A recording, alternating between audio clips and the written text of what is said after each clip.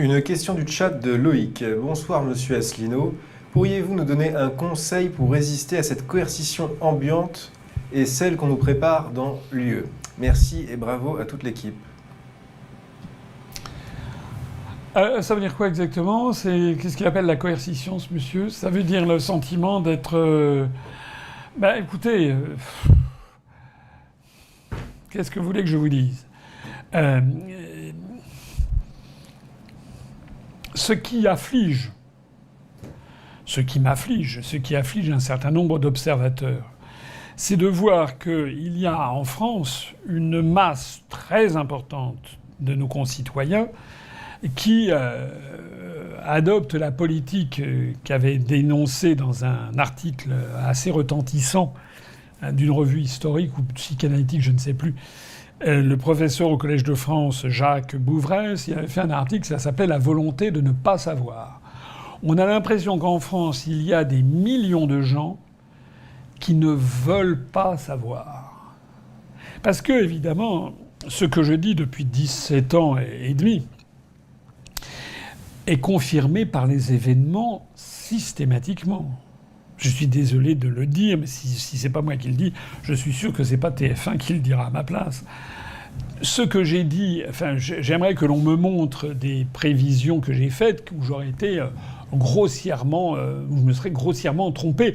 Ça peut arriver ici ou là, mais globalement, tout ce que j'ai dit... D'ailleurs, il suffit que je compare. Moi, je me remémore quand j'ai créé l'UPR en 2007, le 25 mars 2007, pour le 50e anniversaire du traité de Rome.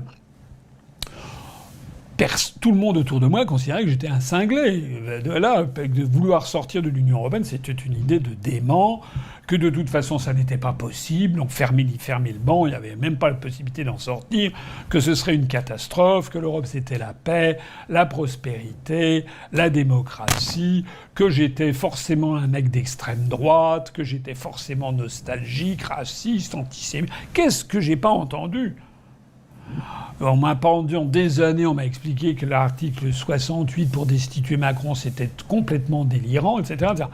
Je note que chaque année qui passe, de plus en plus de gens conviennent, excusez-moi de le souligner, mais que les analyses que je fais sans changer de ligne depuis 17 ans et demi, que l'on me montre un seul responsable politique qui n'a pas varié depuis 17 ans et demi et dont les analyses sont toujours aussi explicatives et même de plus en plus explicatives, voilà. Alors face à ça, moi je vois des gens dans la rue qui me disent c'est formidable, mais comment ça se fait que vous ayez aussi peu de voix? Je vois des gens des étrangers qui écrivent aussi sur la YouTube qui disent c'est quand même incroyable.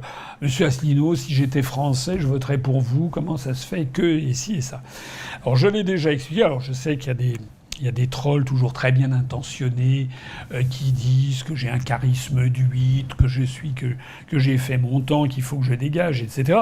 En fait, de charisme d'huître, moi je ne connais pas de responsable politique qui ait créé à partir de zéro des chaînes comme UPR TV qui a 460 000 abonnés, un parti qui s'est présenté à l'élection présidentielle, qui s'est présenté aux élections européennes, un parti qui a également, et j'ai créé maintenant une autre chaîne en plus qui a bientôt 75 000 ou 80 000 abonnés en plus, etc., etc.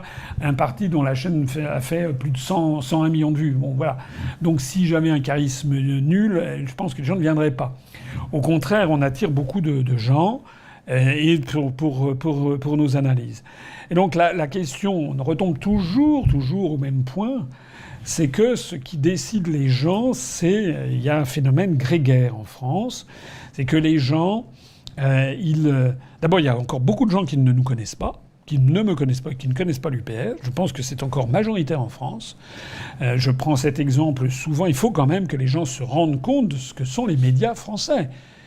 Aujourd'hui, vous pouvez très bien avoir un couple de retraités, par exemple, habitant à Romorantin, ou un couple de jeunes employés qui habitent à Lons-le-Saunier, ou un couple d'agriculteurs qui habitent du côté de Saint-Brieuc.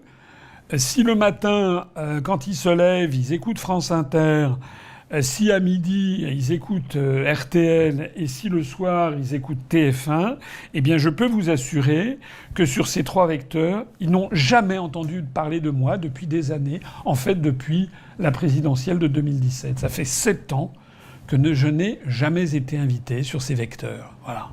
Donc c'est ça qu'il faut comprendre. Les gens ne peuvent pas voter pour un parti, un responsable politique dont ils ignorent tout, ils ignorent jusqu'à l'existence. Voilà. Alors je sais bien qu'il y a toujours des gens qui disent « ouais, vous renvoyez ça sur les médias », mais changeons nos places.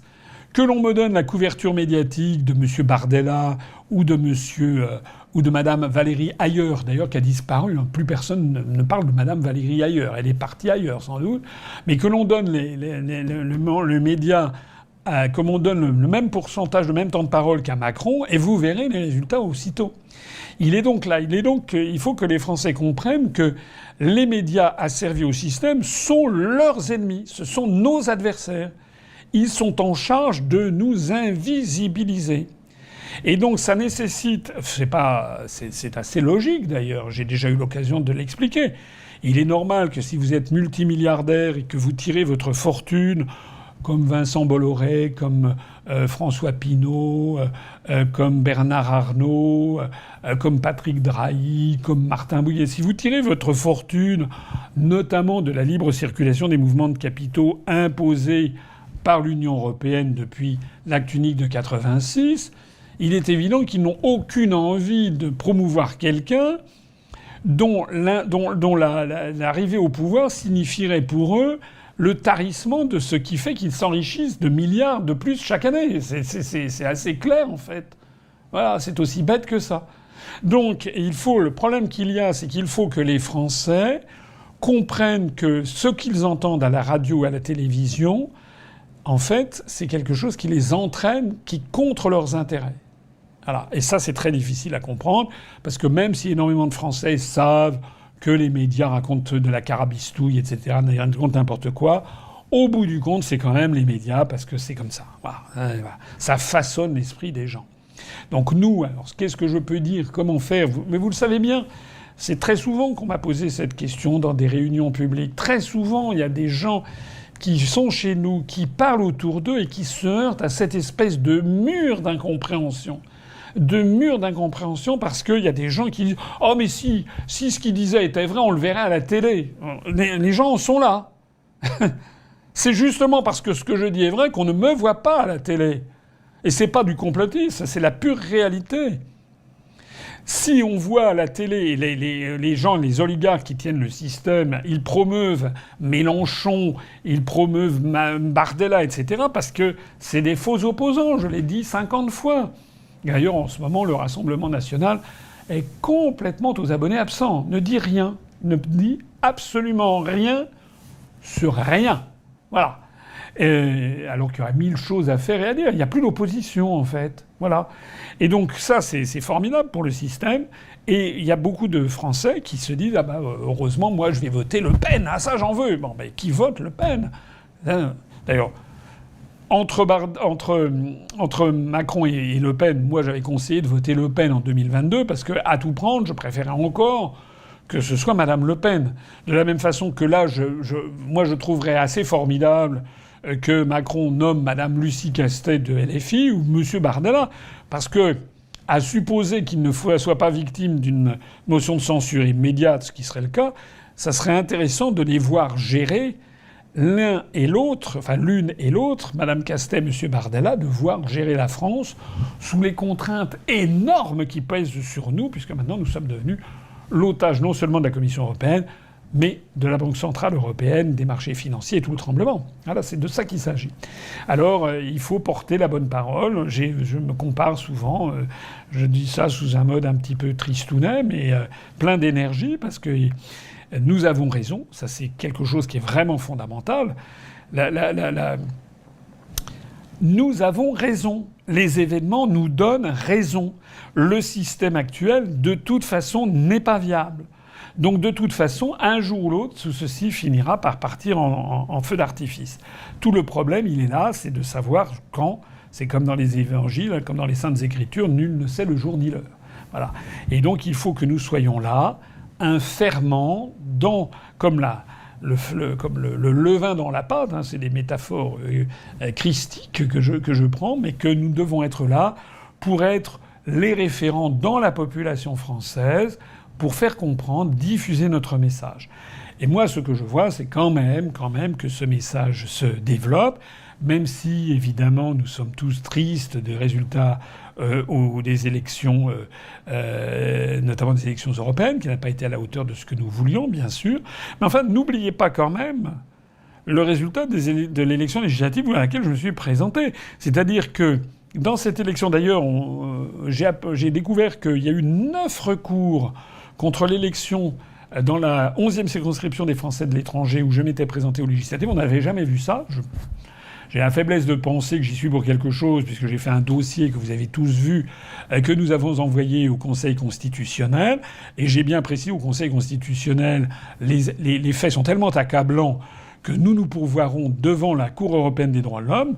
Je m'en fous que ce soit la CEDH, parce qu'il faut utiliser les armes de l'adversaire contre lui-même. Si le Conseil constitutionnel n'invalide pas l'élection dans la 11e circonscription, nous pourvoirons devant la Cour européenne des droits de l'homme et on montrera comment il a été demandé à des candidats de faire campagne sur une circonscription qui représente le tiers des terres émergées du monde, sur 50 pays. On a eu 8 jours et demi pour faire campagne. Voilà. Donc ça, je pense que la Cour européenne des droits de l'homme a supposé que le Conseil constitutionnel avalise ça.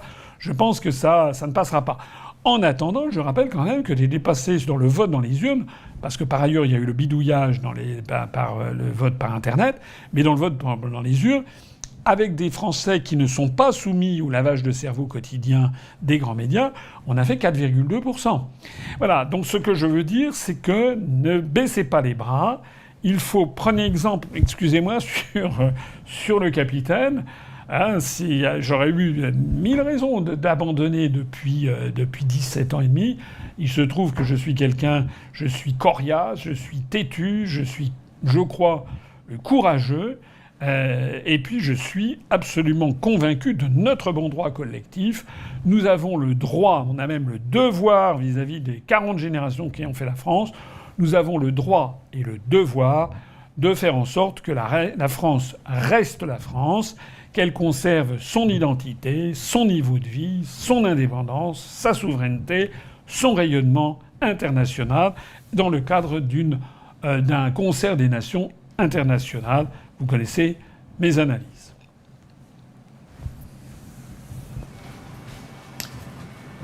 Une question de Laurent. Bonsoir Monsieur Asselineau. Étant prof, j'ai vu depuis 25 ans le niveau des élèves baisser d'année en année.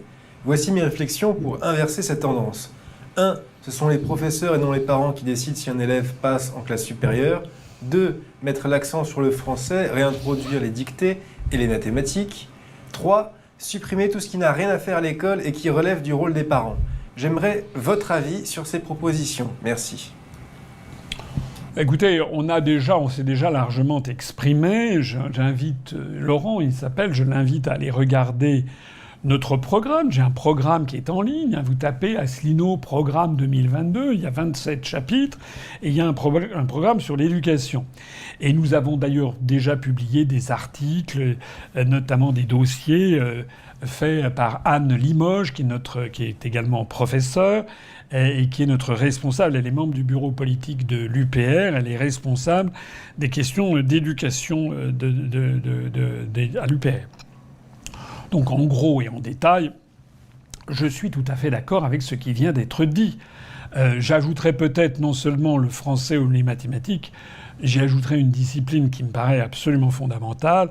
On peut même dire deux, c'est la géographie et surtout l'histoire.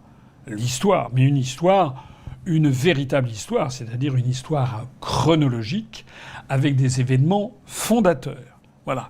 Puisque c'est l'application de ce beau proverbe africain qui est un des plus beaux proverbes que je connaisse, qui dit « Si tu ne sais pas où tu vas, regarde d'où tu viens ».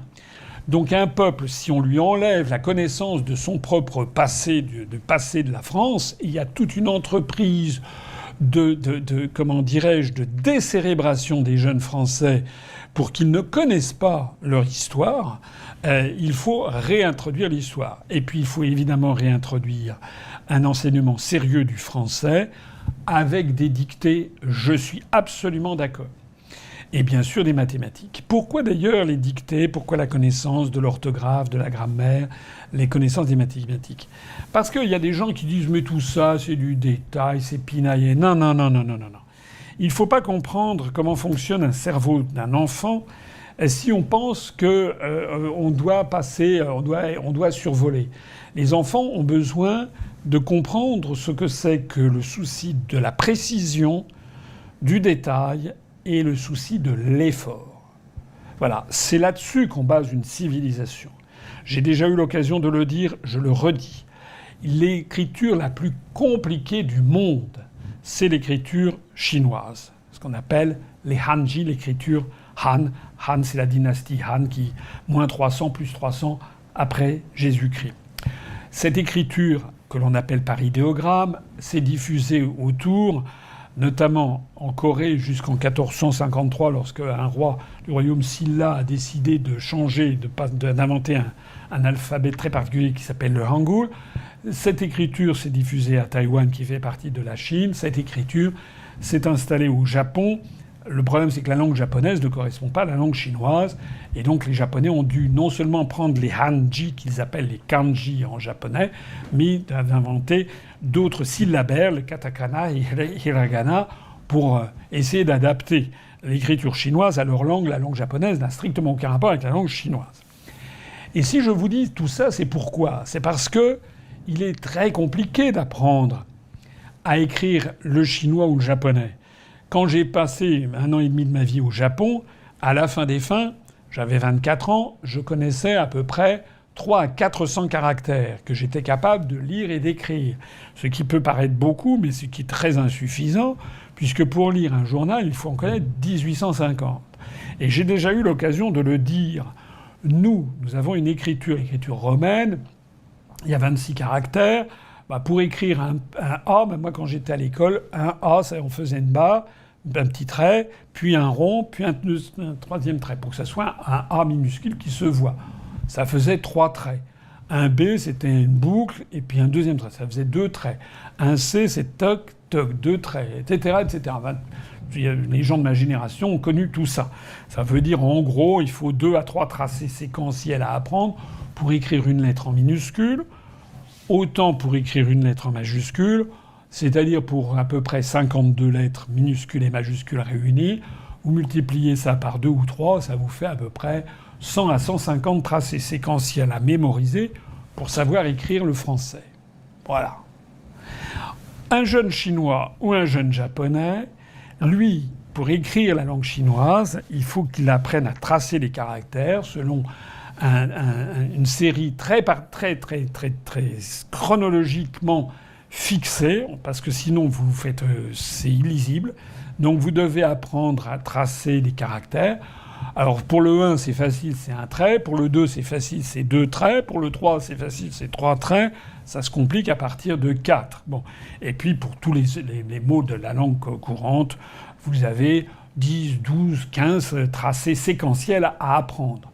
Donc, je l'ai dit, pour lire le minimum, c'est 1850 caractères à connaître, avec une moyenne de 12 caractères, de 12 tracés séquentiels par caractère. 12 fois 1850, vous êtes à peu près à 20 000 tracés séquentiels. Est-ce que vous comprenez ce que je veux dire? C'est-à-dire que tous les théoriciens du style « il faut faciliter le truc pour l'apprentissage », nous, pour apprendre à écrire en français, il faut apprendre 150 tracés séquentiels. Et puis après, il y a des règles de grammaire, mais il y a aussi des règles de grammaire et d'orthographe en Chine et au Japon. Mais nous, il y a ça. Les jeunes Chinois, les jeunes Japonais, c'est 20 000 là où on a 150. Ça veut dire quoi? Ça veut dire que l'apprentissage de la lecture en France, par exemple, et l'apprentissage de l'orthographe, parce que l'orthographe est un peu comparable à la connaissance des tracés séquentiels pour les idéogrammes chinois, Eh bien, en France, ça prend 2-3 ans pour savoir normalement lire et écrire. Et après, on apprend la conjugaison et la grammaire. Et ceci mène normalement jusqu'au collège. Mais en Chine, ça commence à partir de 3 ans et ça va jusqu'à 15-16 ans. Et même, ça n'en finit pas. Puisque les grands lettrés chinois connaissent 25 000, 30 000 caractères avec des graphies anciennes. Tout le raffinement d'un érudit chinois montre sa culture, justement parce qu'il utilise des caractères avec une graphie un petit peu ancienne, un petit peu désuète, un petit peu antique. Voilà. Voilà. Tout ça, ce sont des choses qui nous échappent un petit peu. Alors, je vous dis tout ça pourquoi ? Mais parce que actuellement, quand vous regardez les taux de l'Organisation des Nations Unies, notamment de l'UNESCO, pour l'Organisation des Nations Unies pour l'éducation, les sciences et la culture, ils font des statistiques, vous découvrez qu'en Chine populaire, il y a un taux d'alphabétisation actuellement des jeunes générations qui est de 98% ou 97%. Au Japon et à Taïwan, on est à 99% des jeunes générations. Alors qu'en France, et malheureusement notre internaute en est le témoin, on se retrouve au collège et parfois même à l'arrivée au bac avec des étudiants ou des écoliers qui ont 15 ans, 16 ans, 17 ans et qui font une faute par mot. Il est là le drame. Donc il y a eu un véritable sabotage de cet enseignement. Et qu'il ne faut pas croire du tout que tout ceci, c'est pour faciliter l'accès à la culture du plus grand nombre. Non. Parce que, en fait, ce que l'on favorise, c'est l'absence d'apprentissage de l'effort, l'absence de l'apprentissage du savoir, du respect du savoir et du respect de la précision.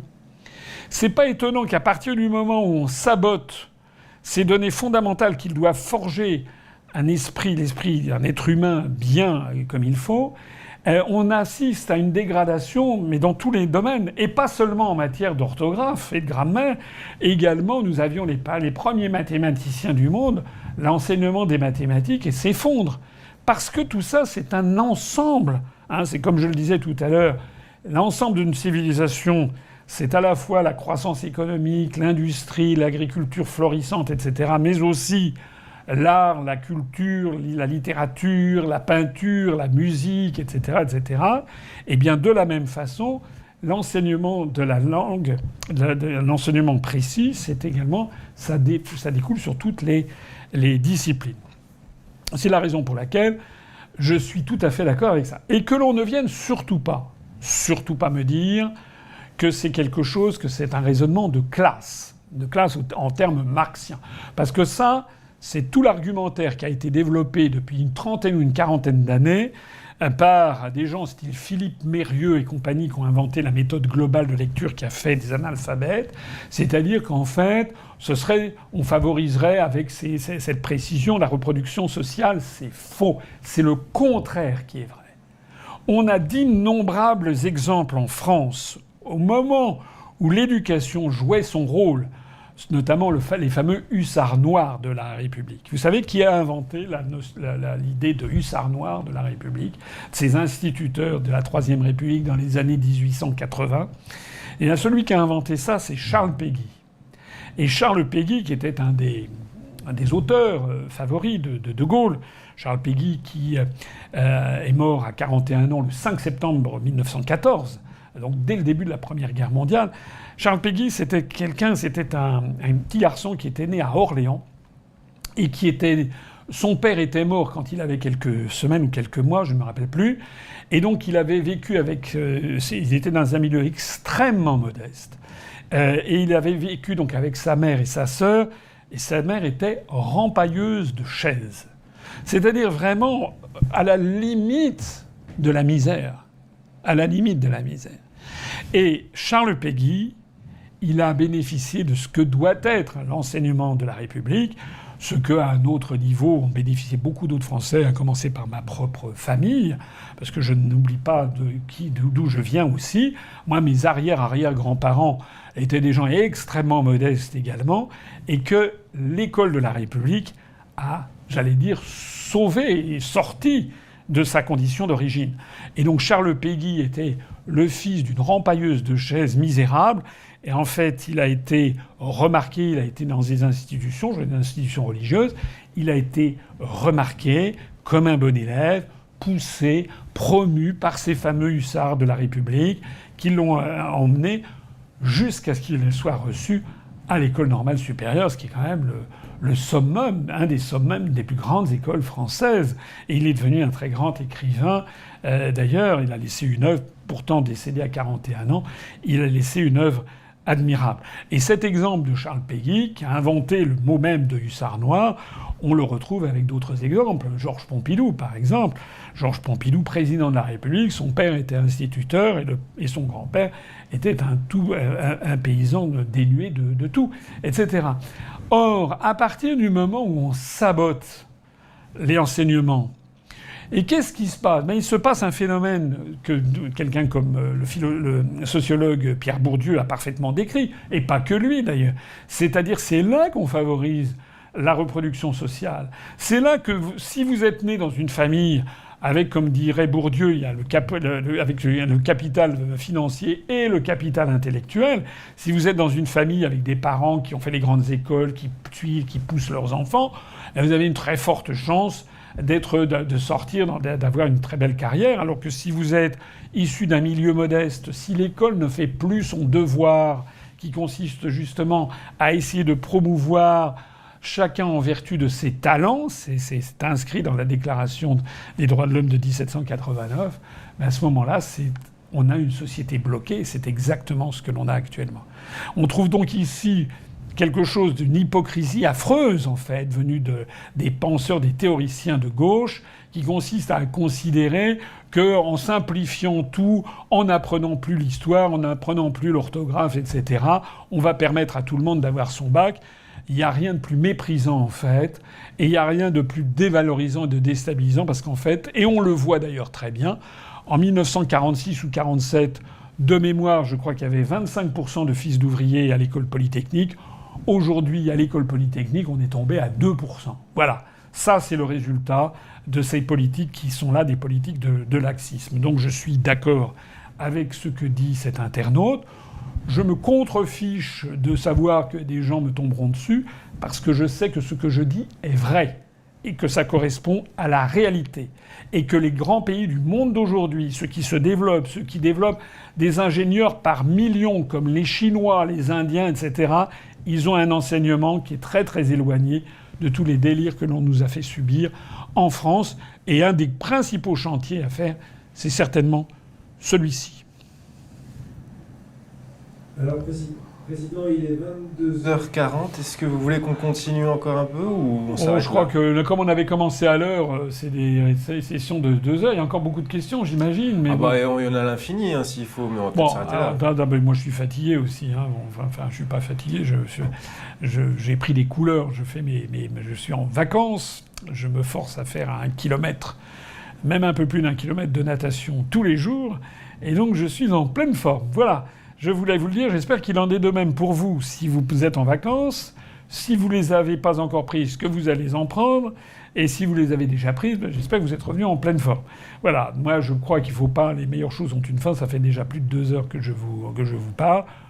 Voilà, je n'ai pas préparé toutes les questions. Certaines, j'ai peut-être été un petit peu moins disert que d'autres. Enfin, je vous ai donné le fond de ma pensée. Je me permets d'insister... Abonnez-vous, faites-vous abonner pour répondre à la question de celui comment convaincre les gens. Plus nous aurons de gens qui viendront sur UPR TV ou sur François Asselineau TV, mieux on se portera. Donc faites connaître également l'autre chaîne François Asselineau TV. Et puis n'oubliez pas aussi quelque chose, c'est que nous n'avons pas le moindre fifrelin, ni de George Soros, ni de l'oligarchie euro-atlantiste, ni de l'État, ni bien entendu, on n'a pas une seule valise ou même un petit sac à main venu de Poutine, de Xi Jinping ou ou je ne sais pas qui. Nous ne pouvons compter que sur vous, que sur nos propres forces. Donc je ne suis pas... C'est quelque chose qui m'embête toujours un petit peu d'en parler, mais adhérez à notre mouvement, faites un don, etc. Vous avez 2 tiers si vous payez l'impôt sur le revenu, vous pouvez déduire les 2 tiers. C'est important pour nous, pour que nous puissions continuer à nous développer. Et notamment d'ailleurs, parce qu'il va peut-être y avoir des échéances électorales prochaines. Tout le monde se doute que l'Assemblée nationale n'en aura sans doute pas pour très longtemps. Il est donc possible qu'il y ait de nouveau des élections législatives au mois de juin de l'année prochaine. Ça peut arriver assez vite. Et puis après ça, il y aura les élections municipales en 2026 dont je vous reparlerai. Et bien entendu, l'élection présidentielle de 2027. Donc voilà.